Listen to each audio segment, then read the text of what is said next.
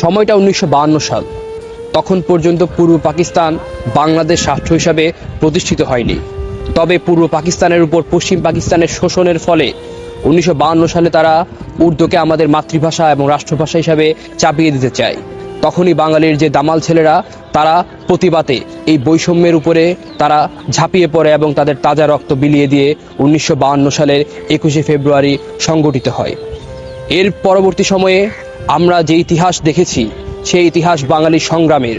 আমরা দেখেছি 56, আমরা দেখেছি 66, আমরা দেখেছি 71 এবং সর্বশেষ 1990-এর এরশাদ পতন এবং 24-এর গণঅভ্যুত্থানের মধ্য দিয়ে একটা বৈষম্যহীন সমাজের দ্বারপ্রান্তে দাঁড়িয়ে আছে বাংলাদেশ।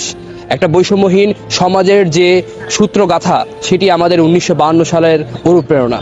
আমাদের 1952 সালের শহীদেরা অমর হোক এবং তাদের স্পিরিটকে সাথে নিয়ে বৈষম্য বিরোধী ছাত্র আন্দোলন এগিয়ে যাক। ইনকিলাব জিন্দাবাদ।